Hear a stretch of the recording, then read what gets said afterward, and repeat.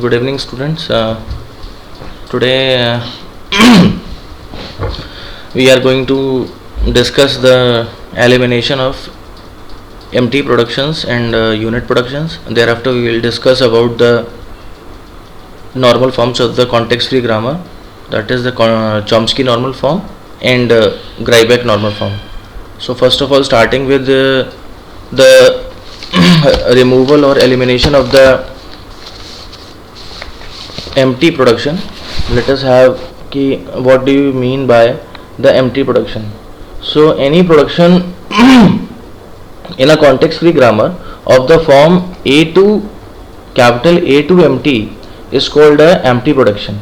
In any variable, say capital A, for which the derivation capital A takes you to the empty string with the help of so many intermediate sentential forms, that is called the possible nullable variable. And a grammar may generate a language which does not contain the empty string, but yet the grammar can have the empty productions or nullable variables. So in such cases, those empty productions can be removed and the grammar can be converted into a reduced grammar, or we can move one step ahead towards the normal form of the grammar. So firstly, the null production should be removed from the context free grammar for making or converting it into context free grammar. So let us have an example where we are having a grammar which is having a two production rules. Firstly, starting with capital S to ASB and S1 to AS1B, also S1 to empty. If you concentrate on this grammar, you will find that this grammar generates a language L, that is AN BN, where n is greater than or equals to 1. So this language is clearly having no empty string, or you can say empty free language, but yet the grammar is having the productions you can say the null productions, that is S1 to empty. The empty productions can be removed can be removed by adding some productions, and the equivalent grammar, say G1, can be written like S to AS1B and S to AB. So what is the special about it? The special about it is that there can be a new production that can be written like S to A, S1B and S to AB. So this is a new production S to AB, and also instead of writing S1 to empty, we can introduce a new production, that is S1 to AB. So with the help of these new productions, the empty production can be removed from the given grammar. So this S1 to empty production is removed from this grammar. So the equivalent grammar G1 now generates the same language as the capital G. So both the grammars are equal, but the difference between the G1 and G is that G1 does not contain any empty production, while the G was having the empty production rules. So moving ahead and taking the new example where we can remove the empty production with the help of some rules, and there are some rules with the help of we can easily remove the nullable variables or the null production. So firstly, let us have an example. The first example is S2 small a capital S and S2 capital AB and A to empty, B to empty and D to small b. So we have to construct a grammar G without the null production over here, which generates a language which does not contain the empty string. So over here the step 1 says that we have to construct the set W, the capital W set, which contains all nullable variables, and we have already discussed the nullable variable here. That nullable variable is a variable which generates the empty string either directly or indirectly. So over here we can find the nullable variable. So W1 can be constructed like A1 belongs to Vn.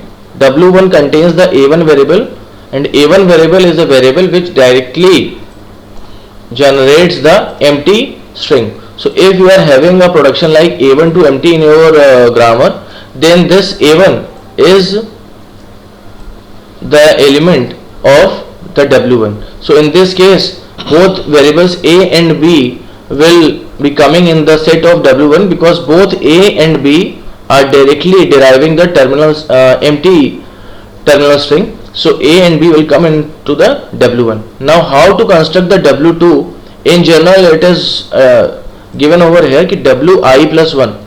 So over here the value of I is 1, then the value of I plus 1 is going to be W2. So Wi plus 1 is basically a union of Wi and a variable capital A, such that there exists a production A2 alpha, where alpha belongs to Wi, the closure of the star closure of Wi. Yani alpha is a variable which is directly derivable from the capital A. So over here we can easily understood ki what is the capital A over here.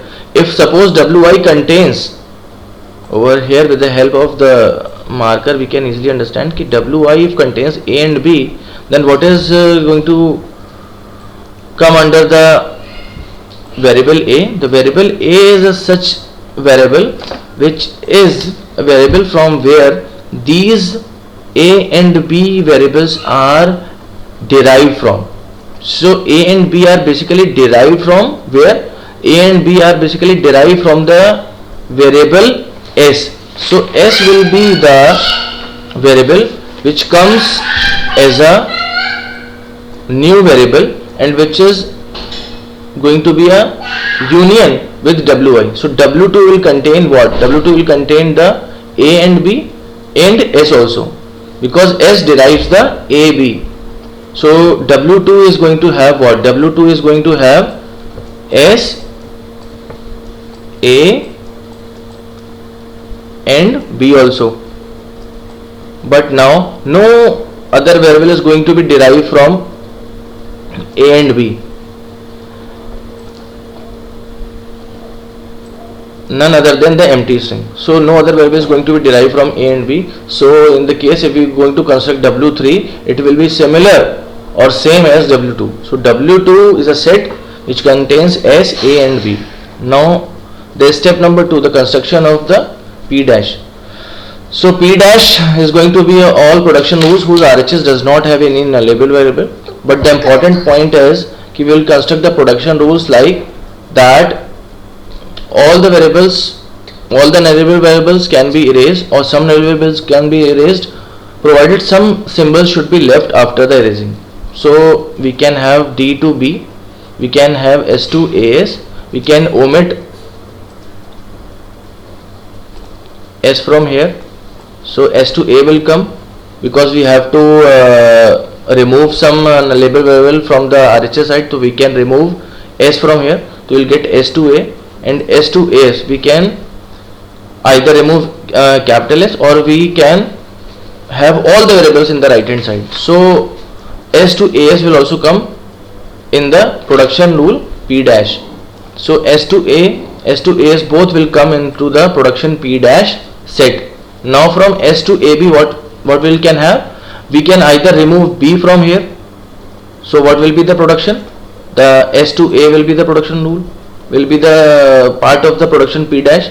Either we can remove A from here, so we will have only S to B. So S to B is also here, but we cannot remove both A and B all together. We cannot remove A and B together, because if we remove A and B together we will have only empty. So empty cannot be there because we are doing all these things to remove the empty production. So we cannot remove both the nullable variables from the RHS. So S to AB can be here, S to A can be here, and S to B can be here. So production P will have, production P dash will have which production rules? Let us have here. Let us see here. S to AS will come, S to A will come, S to AB will come, S to A will come, S to B will come.